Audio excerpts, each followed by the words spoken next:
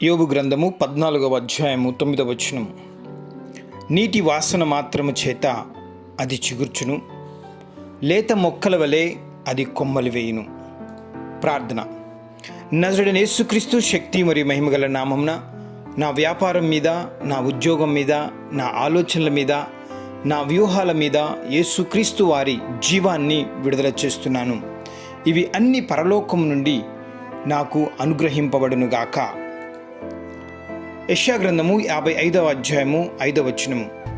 నీవెరుగని జనులను నీవు పిలిచెదవు, నిన్నెరుగని జనులు యెహోవా నిన్ను మహిమపరచగా చూచి, నీ దేవుడైన యెహోవాను బట్టి, ఇశ్రాయేలు పరిశుద్ధ దేవుని బట్టి నీ యొద్దకు పరిగెత్తి వచ్చెదరు. ప్రార్థన. నజరేయుడైన యేసుక్రీస్తు శక్తి మరియు మహిమగల నామమున నా వ్యాపారము అభివృద్ధికి నాకు సహాయము చేయుటకు వచ్చుదురుగాక. నజరేయుడైన యేసుక్రీస్తు శక్తి మరియు మహిమగల నామమున నేను ఒక పెద్ద కంపెనీ స్థాపించగా అనేకులు నా కంపెనీలో ఉద్యోగస్తులుగా చేరుదురుగాక. నజరేయుడైన యేసుక్రీస్తు శక్తి మరియు మహిమగల నామమున దేవుడు నాకు కలుగజేసిన అభివృద్ధిని జనులు చూచి దేవుని యొద్దకు పరిగెత్తుకుని వచ్చుదురుగాక. యోహాను సువార్త 11వ అధ్యాయము 39వ వచనం. యేసు రాయి తీసివేయుడి అని చెప్పగా. ప్రార్థన. నజరేయుడైన యేసుక్రీస్తు శక్తి మరియు మహిమగల నామమున నా వ్యాపారము అభివృద్ధి కలుగకుండా అడ్డుపడుతున్న ప్రతి అడ్డురాయి తొలగించబడునుగాక. నజరేయుడైన యేసుక్రీస్తు శక్తి మరియు మహిమగల నామమున నాకు ఉద్యోగం రాకుండా ఆపివేస్తున్న ప్రతి అడ్డురాయి తొలగించబడునుగాక. యెషయా గ్రంథము 27వ అధ్యాయము 6వ వచనము. రాబో దినములలో యాకోబు వేరుపారును, ఇశ్రాయేలు చిగుర్చి పూయును, వారు భూలోకమును ఫలభరితముగా చేయుదురు. ప్రార్థన. నజరేయుడైన యేసుక్రీస్తు శక్తి మరియు మహిమగల నామమున నా వ్యాపారము ఫలభరితముగా ఉండునుగాక. నజరేయుడైన యేసుక్రీస్తు శక్తి మరియు మహిమగల నామమున నా ఉద్యోగంలో ప్రమోషన్ వచ్చునుగాక. 2 కొరింథీయులకు రాసిన పత్రిక 2వ అధ్యాయము 14వ వచనం. మా ద్వారా ప్రతి స్థలమందును క్రీస్తును గూర్చిన జ్ఞానము యొక్క సువాసనను కనపరచుచు ఆయన యందు మమ్మును ఎల్లప్పుడూ విజయోత్సవంతో ఊరేగించుచున్న దేవునికి స్తోత్రము. ప్రార్థన. నజరేయుడైన యేసుక్రీస్తు శక్తి మరియు మహిమగల నామమున నా వ్యాపారము, నా ఉద్యోగంలో దేవుడిచ్చిన జ్ఞానమును బట్టి అనేకులకు దేవుని గూర్చిన విషయములు చెప్పుట వలన నా ప్రతి అడుగు దేవుడు స్థిరపరచునుగాక. నా వ్యాపారము అభివృద్ధి చెందునుగాక. నా ఉద్యోగము దీవెనకరముగా ఉండునుగాక. పరమగీతములు 4వ అధ్యాయము 16వ వచనం.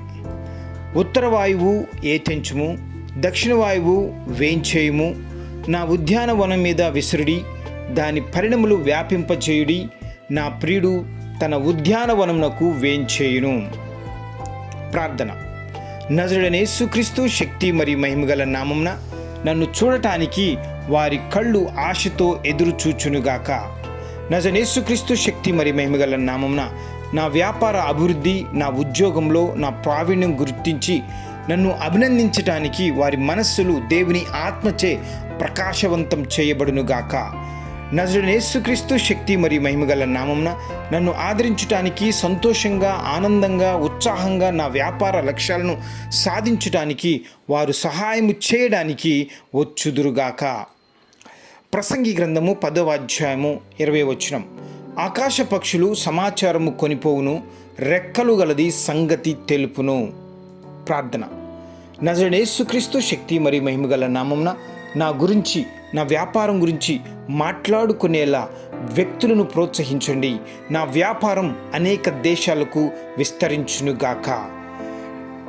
లూకా సువార్త 2వ అధ్యాయము 22వ వచనం. మోషే ధర్మశాస్త్రం చొప్పున వారు తమ్మును శుద్ధి చేసుకుని దినములు గడిచినప్పుడు వారు ఆయనను యెరూషలేమునకు తీసుకొని పోయిరి. ప్రార్థన. నజరేయుడైన యేసుక్రీస్తు శక్తి మరియు మహిమగల నామమున నా వ్యాపారమును, నా ఉద్యోగమును నీ చేతికి అప్పగించుకొనుచున్నాను.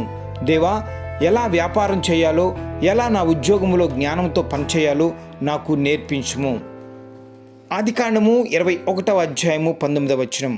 మరియు దేవుడు ఆమె కన్నులు తెరిచినందున ఆమె నీళ్ల ఊటను చూచి వెళ్ళి ఆ తిత్తిని నీళ్లతో నింపి చిన్నవానికి త్రాగనిచ్చెను.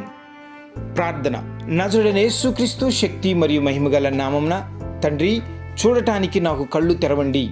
నజరుడైన యేసుక్రీస్తు శక్తి మరియు మహిమగల నామమున నా వ్యాపార అభివృద్ధిని గురించి అవకాశాలు వినడానికి నా చెవులు తెరవండి.